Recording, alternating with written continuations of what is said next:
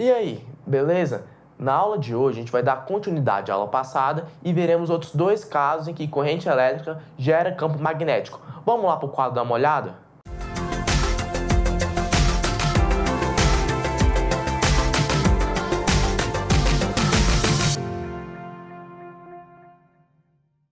Então, gente, hoje a gente vai continuar vendo campo magnético. Só que a gente vai ver na situação de bobina chata e de solenoide. Acho importante antes da gente ver o que é uma bobina solenoide, a gente dar uma lembrada da aula passada, certo? A gente vai considerar que esse cadastro aqui, ó, é um fio, beleza? Então a gente viu na situação que o fio é retilíneo e ele é esticado assim, comprido. A gente vai ter a situação da espira, certo? Que era a espira no caso circular. Aproxima isso aqui de um círculo, por favor, né? Que era o caso que a gente tinha visto também. E a gente vai ver o caso da bobina. O caso da bobina, a gente vai ter várias espiras justapostas. Ou seja, vai ser como se eu pegasse o fio e enrolasse assim, ó. Certo? Uma bobina vai ser justamente isso aqui. Então isso aqui vai ser uma bobina. Várias espiras justapostas. Você pegar o fio e enrolar várias vezes. Então a gente sempre vai usar a regra na mão direita, certo? Para achar o campo magnético, a direção sentido, beleza? E a gente vai fazer o seguinte sempre. Então, aqui a gente vai ter nossa bobina, certo? Nossa bobina, né? Nossa bobininha aqui tá passando corrente. Nossa corrente vai estar passando daqui para cá. Nosso dedão no sentido da corrente, certo? E os outros dedos, você pode fazer só com dois aqui, ó, saindo aqui da bobina. Visto de cima, a gente vai ter o círculozinho aqui, certo? E visto de cima a gente vai ter justamente isso aqui.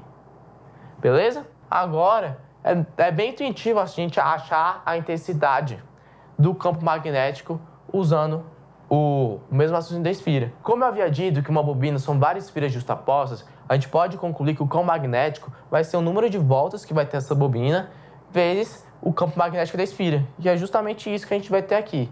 Tranquilo? O solenoide, que vai ser o nosso próximo objeto de estudo, é algo bem parecido com a espira.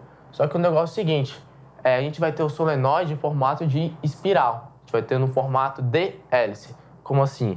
Ia ser algo como se eu pegasse um fio assim, colocasse assim, ó, ele em espiral, beleza?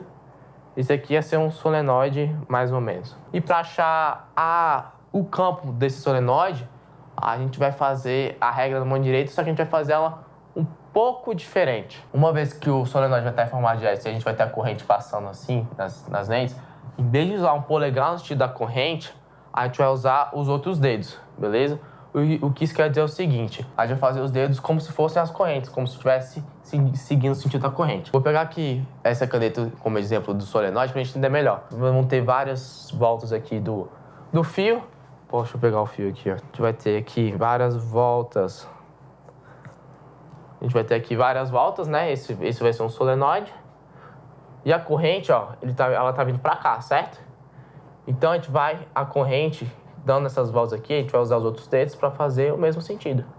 A gente faz o mesmo sentido para onde o nosso polegar está apontando. Nesse caso, está apontando aqui para a nossa esquerda. Então, no caso, o campo magnético com a corrente nesse sentido vai ser esse.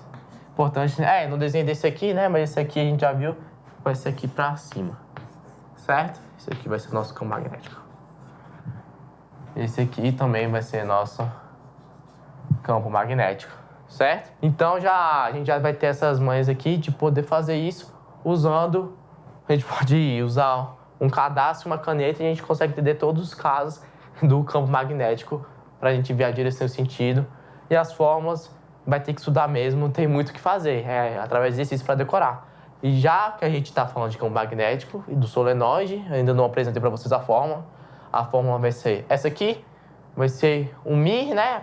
Aquela constante de permeabilidade magnética, vezes N sobre L. O que é N sobre L? O N vai ser o número de voltas que a gente vai ter aqui no solenoide, dividido por L. L vai ser o comprimento de voltas que a gente vai ter no solenoide. Às vezes eles vão dar o número de voltas e o comprimento, às vezes também eles já podem dar a razão para você calcular. E também a nossa corrente elétrica aqui, querida. Tendo isso em vista, então, a gente encerra a nossa aula de campo magnético. A gente já viu em 4 casos, no fio, na espira, na bobina chata e no solenoide. E na próxima aula a gente vai fazer alguns exercícios para fixar essa parte do conteúdo, hein? Eu espero ver você lá.